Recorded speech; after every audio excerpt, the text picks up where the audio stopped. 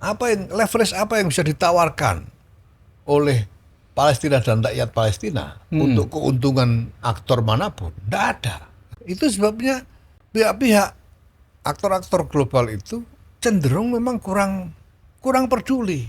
Saya kira keterlibatan Indonesia dalam Board of Peace ini adalah pertama kali partisipasi langsung Indonesia dalam satu platform politik internasional ya, terkait dengan Palestina ini.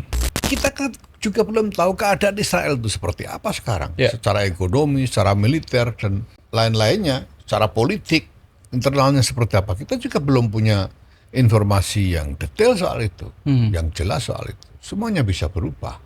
Pelajaran penting ya, yang saya terima dari guru saya Kiai Maimun Zubair ya, bahwa ketika kita menghadapi dilema apapun itu, maka pertimbangan kita untuk membuat pilihan sikap itu pertama-tama adalah kemanusiaan.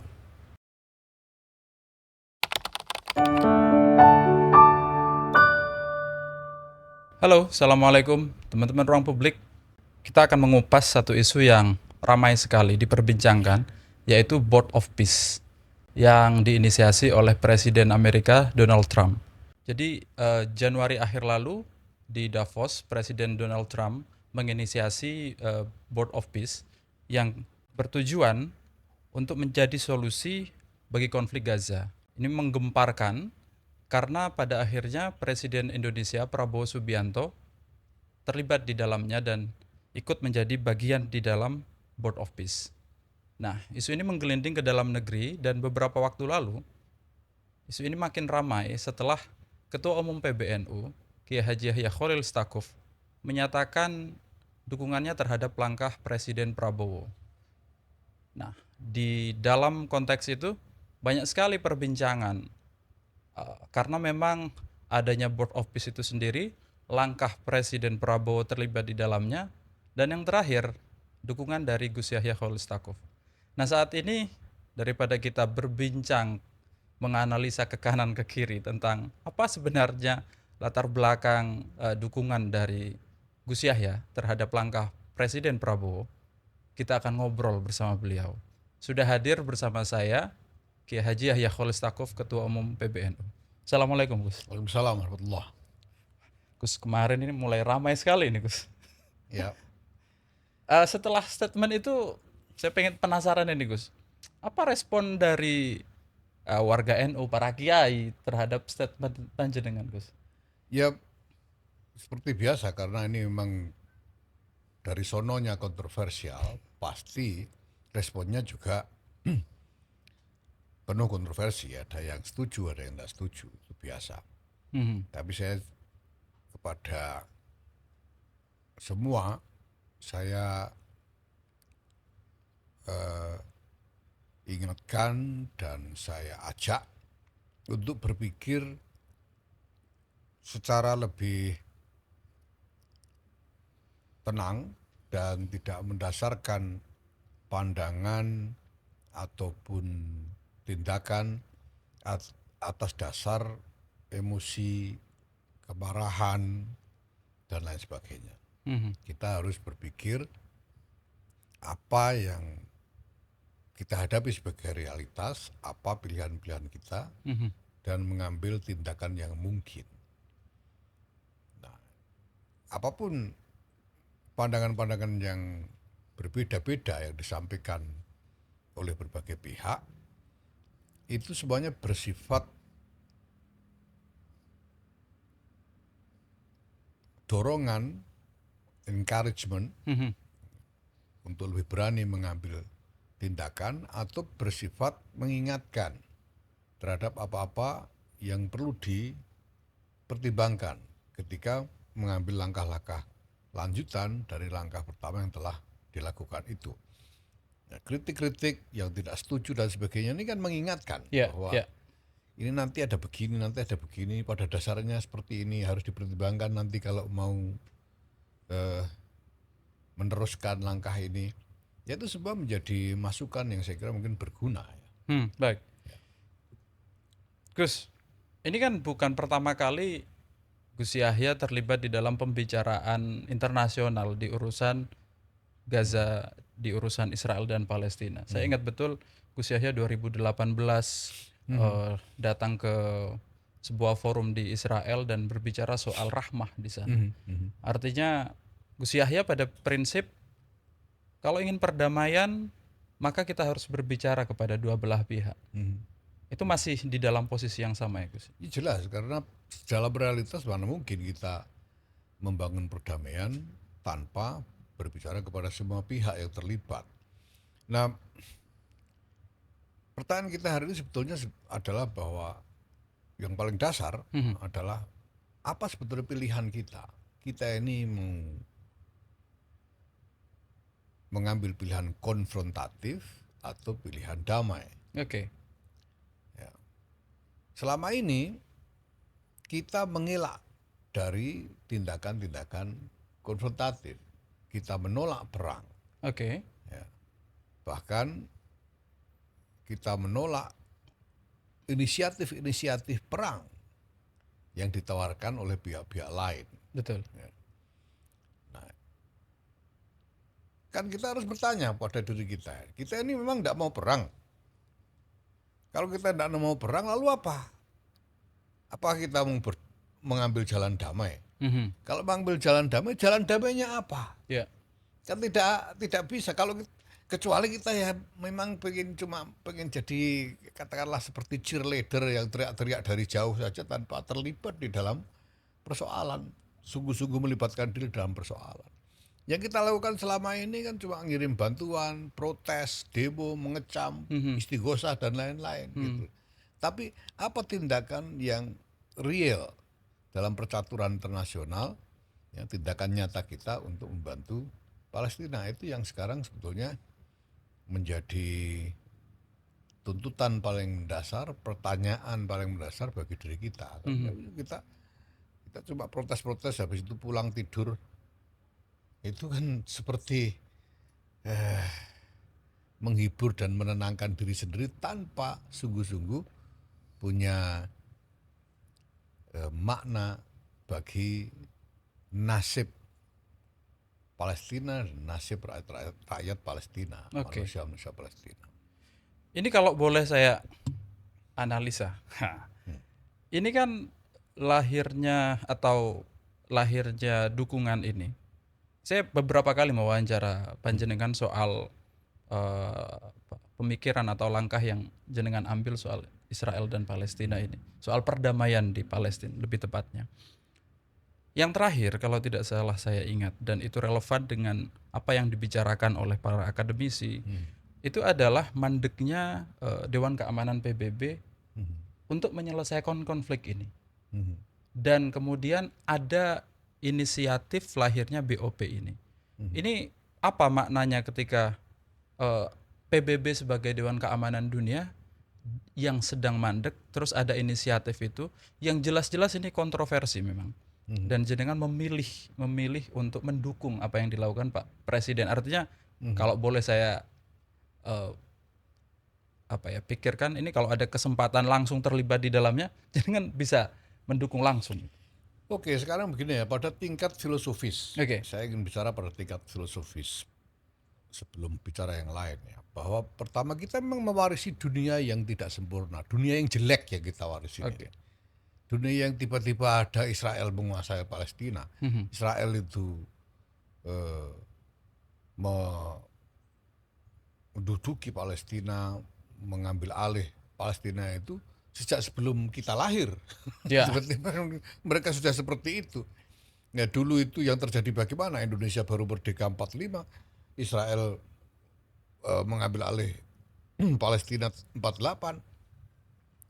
Itu yang kita warisi pertama-tama. Nah, sekarang apa yang harus kita lakukan dengan keadaan yang menjadi realitas ini? Pertama-tama kita ini posisi filosofis kita di mana? Keyakinan saya bahwa untuk urusan Palestina, keterlibatan Indonesia untuk membantu Palestina dalam hal ini adalah mandat eksistensial. Oke. Kenapa? Karena mandat proklamasi itu sebetulnya diisi dengan aspirasi yang bukan hanya aspirasi bangsa Indonesia sendiri, tapi aspirasi dari segenap bangsa di seluruh dunia. Kita lihat pembukaan debat 5 alinea pertama sudah langsung menyatakan bahwa kemerdekaan ialah hak segala bangsa. Jadi klaimnya ini klaim segala bangsa, bukan hanya bangsa Indonesia saja. Dan kemudian juga bahwa pemerintahan ini dibentuk antara lain untuk ikut serta melaksanakan ketertiban dunia yang berdasarkan atas kemerdekaan, perdamaian abadi, dan keadilan sosial. Maka membantu Palestina dalam ini bagian dari mandat proklamasi. Kita harus memposisikan diri bahwa kita wajib karena mandat proklamasi. Setuju. Dan proklamasi itu artinya eksistensi Indonesia. Eksistensi Indonesia tidak akan penuh kalau tidak melaksanakan mandat proklamasi itu. Ini yang pertama secara filosofis. Kemudian secara politis, kita tahu bahwa perimbangan kekuatan-kekuatan internasional dalam soal Palestina ini, ya, konstelasinya dan kemudian dinamikanya selama ini memang sangat tidak menguntungkan bagi bangsa Palestina itu sendiri. Kalau kita lihat realitas hari ini, saya kira sulit menemukan ada aktor internasional, negara yang sungguh-sungguh punya kepentingan politik ataupun ekonomi yang langsung terhadap Palestina dan rakyat Palestina. Leverage apa yang bisa ditawarkan oleh Palestina dan rakyat Palestina untuk keuntungan aktor manapun? Tidak ada. Itu sebabnya pihak-pihak aktor-aktor global itu cenderung memang kurang peduli. Beberapa bertindak ya berdasarkan tekanan politik domestik misalnya, kemudian harus bertindak. Ya. Tapi sebagian besar cenderung tidak melakukan apa-apa atau bahkan menghindari isu ini karena dianggap tidak memberikan keuntungan apa-apa bagi pihaknya. Nah, dalam keadaan begini kita bisa lihat selama ini ya, resolusi-resolusi PBB misalnya yang sudah lahir, ya, yang sebetulnya seharusnya mengikat Betul. bagi baik Israel maupun Palestina, tapi kemudian tidak ada enforcement sama sekali. Israel mengingkari dan melanggar resolusi-resolusi itu tanpa ada yang melakukan sesuatu. Nah, ini terjadi sekian lama, berpuluh-puluh tahun. Sampai sekarang ketika akhirnya ada resolusi PBB tentang recovery Gaza, orang juga tidak tahu siapa yang akan mengambil inisiatif soal ini. Sampai akhirnya kemudian Trump yang mengambil inisiatif dengan membentuk Board of Peace itu. Nah, dalam keadaan seperti ini, saya kira pertama harus ada kemauan untuk bersikap dan bertindak. Kenapa saya mendukung keputusan Presiden Prabowo untuk ikut dalam Board of Peace itu? Karena ini pertama dalam sejarah Indonesia sebagai negara sungguh-sungguh terlibat di dalam suatu platform untuk Palestina. Selama ini kita ini cuma mendukung dengan statement di Majelis Umum PBB, statement di berbagai panggung internasional, tapi kita juga tidak melakukan lebih. Ya. Paling-paling hanya dengan mengirim bantuan, mendirikan rumah sakit dan sebagainya. Tapi apa sebetulnya tindakan yang sungguh-sungguh punya dampak politik nyata bagi Palestina itu? Saya kira keterlibatan Indonesia dalam Board of Peace ini adalah pertama kali partisipasi langsung Indonesia dalam satu platform politik internasional ya, terkait dengan Palestina ini. Saya kira ini langkah yang berani, yang patut diapresiasi, ya. Dan saya dukung itu. Nah, soal nanti ke depan seperti apa kita lihat. Yang penting terlibat dulu dalam keadaan langka inisiatif. Ya, dalam keadaan langka inisiatif dari manapun yang harus kita lakukan, dan kemudian ada tawaran, yang harus kita lakukan pertama-tama saya kira adalah kita mengambil langkah dan mendudukkan posisi kita, taking step and positioning. Nah, memutuskan untuk terlibat itu adalah membuat langkah, dan kita menempatkan diri dalam hal itu bahwa kita mengambil langkah ini dalam posisi membantu Palestina untuk kepentingan Palestina. Bahwa misalnya sekarang yang diurus ini baru soal Gaza dengan pemulihan infrastrukturnya dan sebagainya, ini kan langkah awal. Ke depan bagaimana kita lihat nanti. Nah, inilah yang saya kira perlu kita pahami, ya, dan kemudian ya kita semua ikut berpikir, ikut memantau apa yang perkembangan yang terjadi dan melanjutkan diskusi tentang Palestina ini. Oke. Ya. Tapi jenengan memang sudah aware betul bahwa, pasti aware betul ya, soal bahwa posisi Donald Trump terus US itu sangat selama ini memang lebih dekat ke Israel daripada Palestina. Artinya forum yang diselenggarakan, yang dibentuk ini sangat juga dilematis dan memicu kontroversi begitu besar bahkan di level dunia.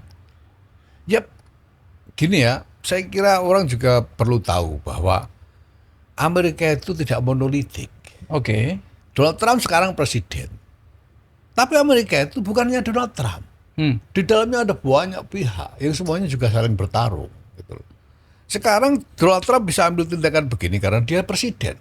Tapi nanti kalau presidennya ganti, punya sikap yang berbeda, mana kita tahu. Itu dinamika domestiknya Amerika. Tidak ada yang tahu dalam soal ini. Tapi saya kira yang paling penting dalam hal ini adalah ada inisiatif terkait Palestina.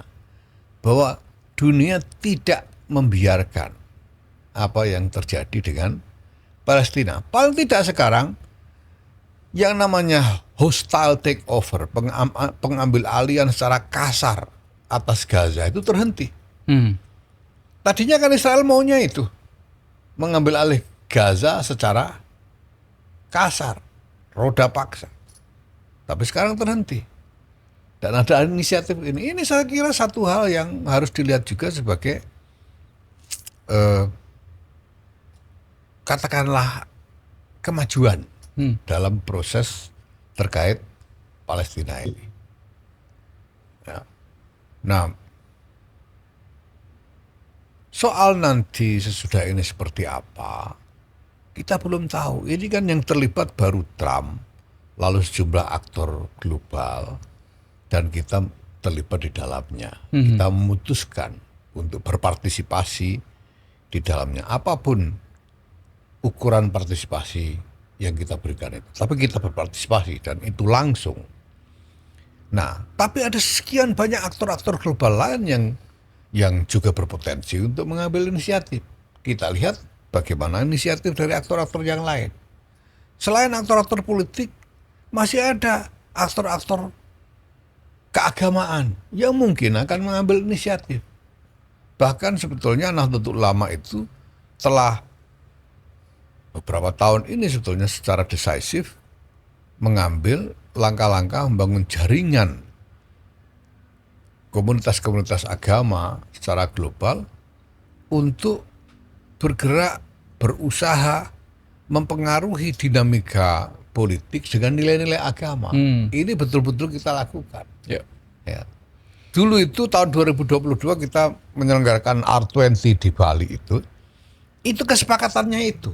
kita membuat gerakan untuk mengupayakan agar nilai-nilai agama yang merupakan etika universal dari semua agama yang berbeda-beda itu kita perjuangkan untuk bisa ikut mempengaruhi kebijakan-kebijakan politik di semua tingkatan, baik tingkatan domestik dari negara-negara yang ada maupun pada tataran internasional. Nah, ini masih akan terus kita lanjutkan. Semuanya masih bisa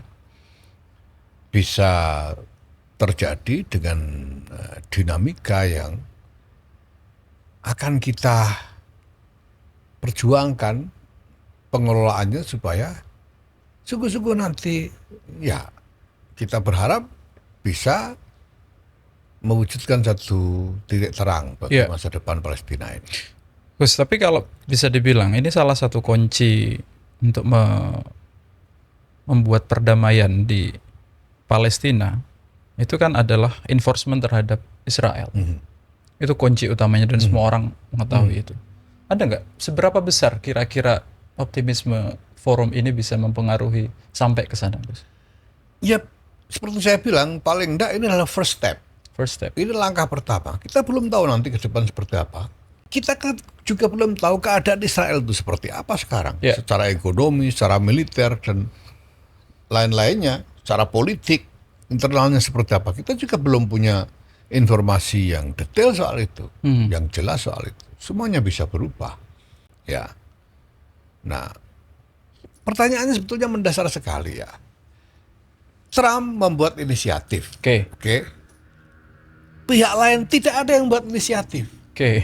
Ya, betul. Sama sekali. Nah, lalu apa pilihan kita?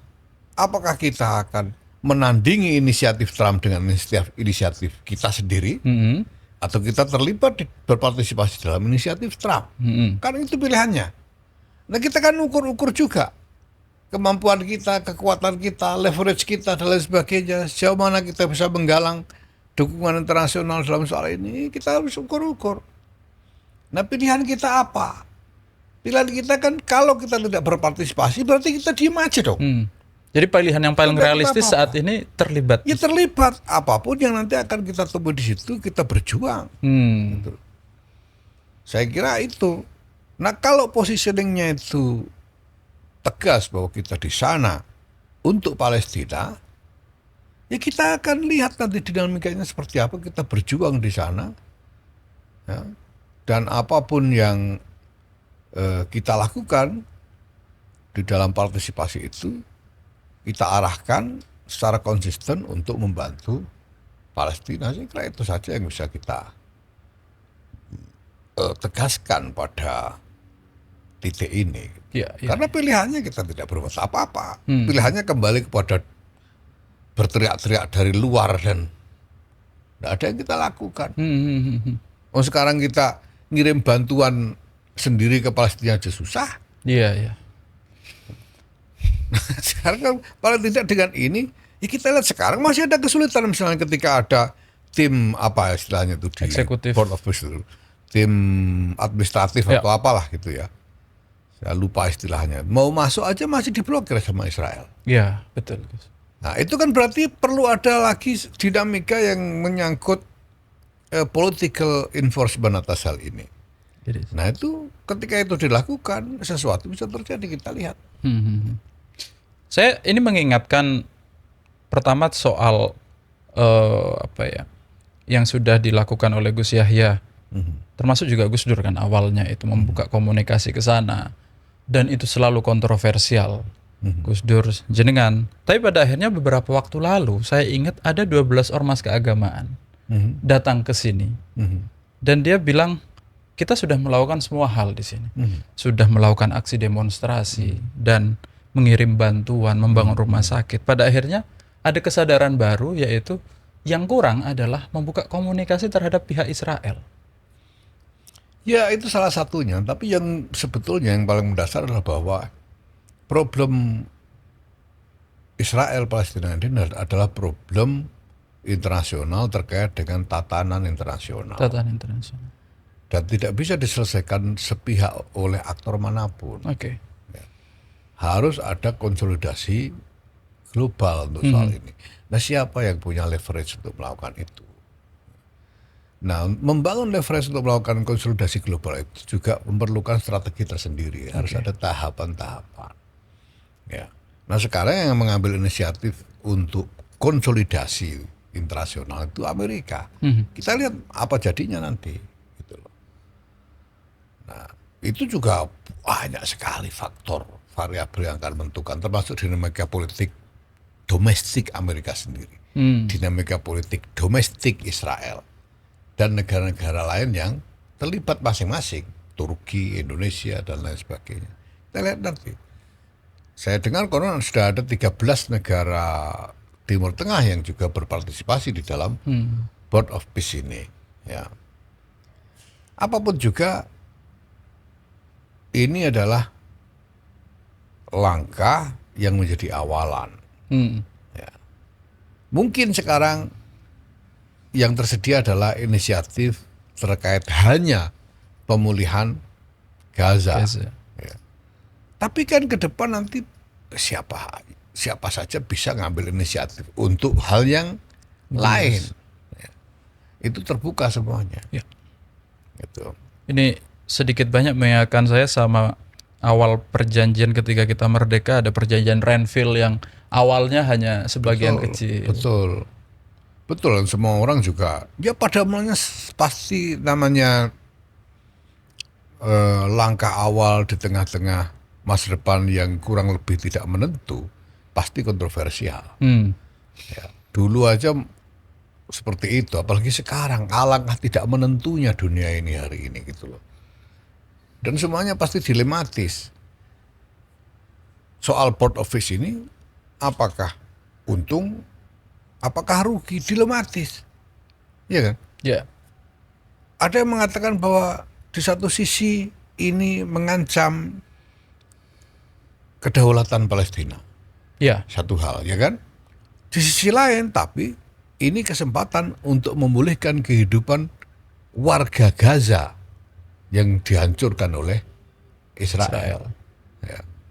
Dilema-dilema seperti ini jelas kita hadapi. Pasti lebih kompleks dari apa yang saya katakan. Betul. Dilemanya itu. Nah, satu pelajaran penting ya, yang saya terima dari guru saya, Kiai Maimun Zubair, ya, bahwa ketika kita menghadapi dilema apapun itu, maka pertimbangan kita untuk membuat pilihan sikap itu pertama-tama adalah kemanusiaan, rasa kemanusiaan. Oke, dalam hal ini? Dalam hal ini berpikir tentang manusianya. Politik nanti, manusianya dulu. Jadi langkah apa yang lebih menguntungkan terhadap manusia di Palestina dalam hal ini? Iya. Soal politiknya nanti habis itu. Manusianya dulu kita address, habis itu kita bicara politik, kita bicara ekonomi dan lain-lain, tapi manusianya dulu kita address. Nah, di dalam dilema urusan Palestina ini, ya jelas masih ada masalah tersisa soal kedaulatan Palestina, soal perbatasan, soal pengakuan Palestina sebagai negara dan lain-lain. Itu jauh sekali. Jarak yang harus kita tempuh nanti ke depan. Ini bukan masalah yang kita buat langkah hari ini besok pagi selesai toh. Iya, betul. Ini sudah jalan berapa puluh tahun. Dan tidak ada yang betul-betul mau ngambil inisiatif. Yang penting sekarang mulai dulu. Kita address manusia-manusia Palestinanya dulu dengan platform internasional. Ini baru loh. Sebelumnya itu orang kirim bantuan sendiri-sendiri tanpa ada satu platform internasional yang terkonsolidasi. Nah, ini ada platform ya, yang kurang lebih jelas ada kontroversi ya. Klaim Trump ini itu jelas ada kontroversi. Tapi kurang lebih di dalamnya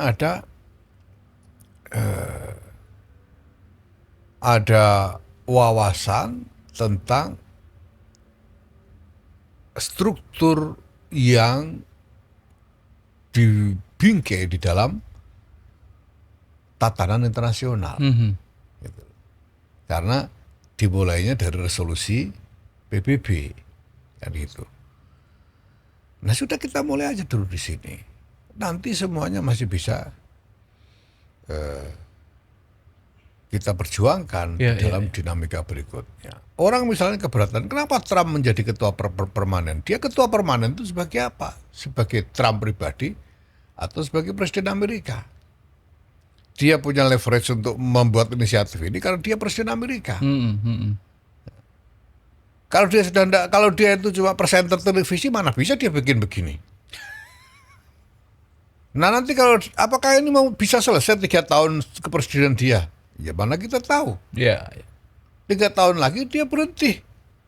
Kalau dia sudah bukan presiden, dia mau apa? Ada Jared Kushner di situ. Dia di situ karena mantunya Trump. Dan karena Trump presiden. Kalau Trump bukan presiden, Jared ini siapa? Karena keberadaan Jared dianggap kepentingan Israel masuk lewat. Karena dia Yahudi, karena asumsinya begitu. Karena dan dia yang kedua Yahudi, karena Palestina tidak masuk di situ.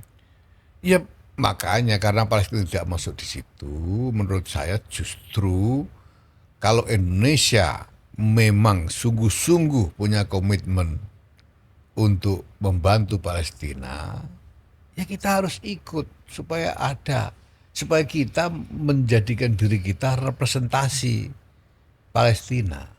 Hubungannya memang tidak langsung, hubungan kita adalah hubungan mandat proklamasi. Ya. Nah posisinya tidak sekuat Jared. Ya ini soal leverage politik internasional toh. Gitu. Yang kita tidak bisa dapatkan sehari 2 hari. Tapi bahwa kita terlibat, kita berpartisipasi, itu menghasilkan leverage tersendiri bagi Indonesia. Tergantung nanti mau kita gunakan untuk apa leverage itu. Gitu. Nah, leverage ini buat Indonesia lebih besar atau kualitasnya lebih besar daripada keberadaan kita di PBB barangkali karena kita menjadi bagian yang penting di BOP ini. Iya, bagian penting. Dan yang bukan soal bukan yang sekedar soal seberapa penting posisi kita di dalam BOP itu sendiri. Ya. Tapi saya kira pertama-tama adalah ini partisipasi langsung Indonesia di dalam platform politik internasional untuk membuat tindakan nyata terkait Palestina. Sebelumnya tidak pernah terjadi ini. Nah, saya kira ini memang langkah berani. Betul, sangat sangat berani. Tapi kalau langkah ini tidak diambil, alternatifnya itu kita diem aja, nonton aja gitu loh. Jadi pilihannya terlibat atau cuma nonton ini? Cuma nonton iya. Nonton sambil teriak-teriak, habis itu tidur. Pagi-pagi sarapan makan kenyang dan seterusnya. Ya kita berbuat apa untuk mereka? Gitu loh. Iya. Nah, maka ya sebagai warga negara dan juga Nahdlatul Ulama saya kira sebagai jamiah. Kemarin saya kan ditanya, apakah ini sudah pendapat saya tentang keterlibatan Indonesia dalam BOP ini sudah menjadi keputusan rapat organisasi misalnya. Ya kan enggak setiap kali ada berita kita rapat. Yang penting kan bahwa saya bicara berdasarkan nilai-nilai Nahdlatul Ulama. Sejalan ya Gus ya? Sangat sejalan, jelas bahwa kita harus berikhtiar apapun yang terjadi. Gitu. Kalau kita lihat dari wawasan nilai Nahdlatul Ulama, ya, ketika terjadi sesuatu kita harus hadir. Saya ingat betul, misalnya dulu yang sangat sering disampaikan oleh Kiai Said Akil Siraj misalnya, ketika beliau mengulas firman Allah. وَكَذَلِكَ جَعَلْنَاكُمْ أُمَّةً وَسَطًا لِتَكُونُوا شُهَدَاءَ عَلَى النَّاسِ وَيَكُونَ الرَّسُولُ عَلَيْكُمْ شَهِيدًا. Menjadi saksi bagi manusia itu artinya hadir. Kita harus hadir. Karena kita punya concern berdasarkan mandat proklamasi, kita harus hadir di dalam inisiatif itu.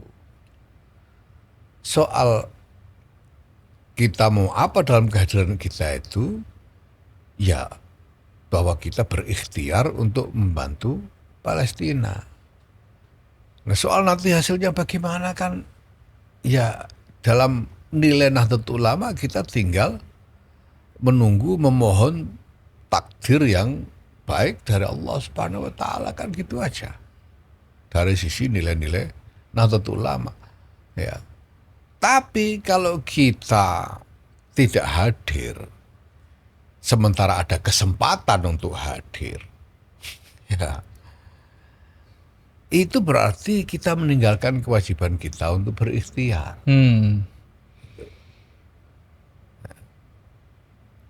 Nah, orang mungkin bisa berdebat apakah ini berarti mendukung Palestina atau mendukung Amerika atau mendukung Israel. Itu perdebatan yang saya kira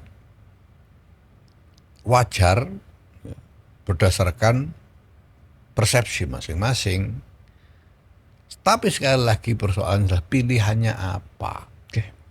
Mau membantu Palestina itu pilihannya apa. Itu aja.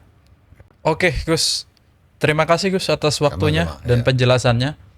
Semoga obrolan kita, talkshow kita saat ini memperjelas argumentasi kenapa Ketua Umum PBNU Kiai Haji Yahya Khalil Stakuf memilih untuk mendukung Presiden Prabowo untuk terlibat di dalam Board of Peace yang diselenggarakan atau digagas oleh Presiden Amerika Donald Trump.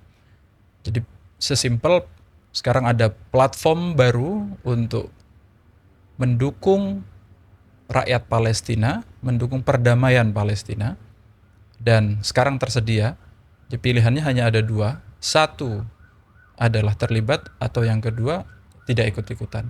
Dan Gus Yahya menilai yang dilakukan oleh Presiden Prabowo sudah tepat untuk terlibat di dalamnya, untuk semangat mendukung rakyat Palestina.